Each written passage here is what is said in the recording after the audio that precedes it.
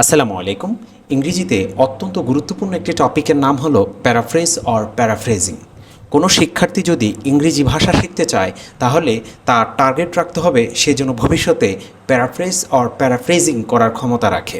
কারণ কোনো শিক্ষার্থী যদি ইংলিশে প্যারাফ্রেজ করতে পারে, একটি সেন্টেন্সকে অনেকভাবে প্যারাফ্রেজ করতে পারে, তখন বুঝতে হবে ওই শিক্ষার্থী খুব ভালোভাবে ইংরেজি ভাষায় কথা বলতে পারবে। চলুন, যারা প্যারাফ্রেজ সম্পর্কে কোনো ধারণা নেই, আজকের এই ভিডিওর মাধ্যমে আমরা ছোট্ট একটি ধারণা নেওয়ার চেষ্টা করি। প্যারাফ্রেজ হলো যখন কোনো সেন্টেন্স একটি সিম্পল সেন্টেন্স থাকবে, তা একই সেন্টেন্সকে আপনি অন্য অনেকভাবে ঘুরিয়ে একই কথা বলবেন, অনেকটা চেঞ্জিং সেন্টেন্সের মতো। চলুন একটি এক্সাম্পলের মাধ্যমে আমরা বোঝার চেষ্টা করি। ধরুন কারোর সাথে কাউকে আপনি বললেন যে আই অ্যাম সরি, মানে আমি দুঃখিত। এটি একটি নর্মাল ইংলিশ সেন্টেন্স। এই সেন্টেন্সটিকে আপনি এমনভাবে মনের ভাষা প্রকাশ করবেন যাতে করে ওই একই কথাকে অন্যভাবে ঘুরিয়ে একই সরি শব্দটি এখানে উচ্চারিত হয়, মানে তার কাছে মেনলি দুঃখ প্রকাশটা পৌঁছানো যায়। তো আমরা যদি শুরু করি, প্রথমে আমরা যদি বলি আই এম সরি, আমি দুঃখিত, এটাকে প্যারাফ্রেজ করলে কেমন হয়? I apologize to you, I apologize to you. If I make any mistake, please pardon me. If you pardon me, then I would be delighted to you.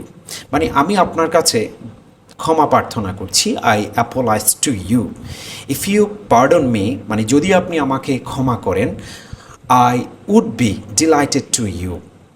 লক্ষ্য করুন, এখানে বলতেছে যদি আপনি আমাকে ক্ষমা করেন তাহলে আমি আপনার কাছে কৃতজ্ঞ থাকব।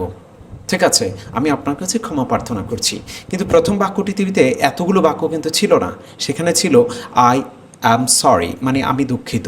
সেম একইভাবে আপনি যদি একটি ইম্পারেটিভ সেন্টেন্সকে প্যারাফ্রেজ করেন, যেমন আমরা শিক্ষার্থীদেরকে প্রায় বলি গো দেয়ার, কাম হেয়ার, এখানে আসো সেখানে যাও, কিন্তু এই কথাটিকে কিন্তু আমরা একটু প্যারাফ্রেজ করে সুন্দরভাবে বলতে পারি। যেমন could you please come here for little bit time, would you please come here please for little bit time. লক্ষ্য করুন, উভয় সেন্টেন্সকে পরবর্তী সেন্টেন্সে বলা হয়েছে আপনি কি দয়া করে এখানে আসবেন, আর আপনি কি দয়া করে এখানে আসতে পারবেন।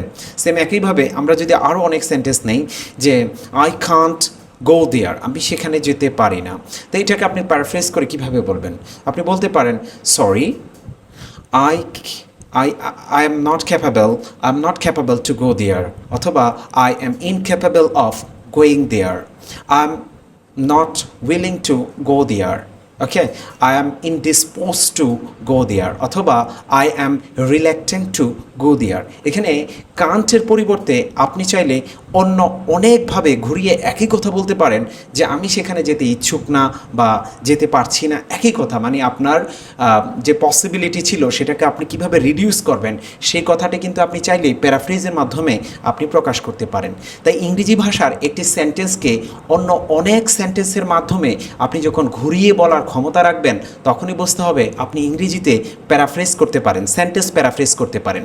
প্যারাফ্রেজ কিন্তু ভার্বের প্যারাফ্রেজ করা যায়, অ্যাডজেক্টিভসকে প্যারাফ্রেজ করা যায়, নাউন প্যারাফ্রেজ করা যায়, সাবজেক্ট মোডের প্যারাফ্রেজ করা যায়, আর সমস্ত প্যারাফ্রেজের মেন প্যারাফ্রেজ হলো সেন্টেন্স প্যারাফ্রেজ করা। তাই আমি বলবো আপনার শিক্ষার্থীকে যদি আপনি প্যারাফ্রেজ যতক্ষণ পর্যন্ত না শিখাতে পারবেন ততক্ষণ পর্যন্ত তার পিছনে লেগে থাকুন, কারণ যখন কোনো শিক্ষার্থী ইংলিশে প্যারাফ্রেজ করতে পারবে, আপনি নিশ্চিত থাকেন ওই শিক্ষার্থী ইংরেজিতে অবশ্যই কথা বলতে পারবে। Thank you so much for watching this video. If you like this video, please subscribe our YouTube channel and follow our Facebook page.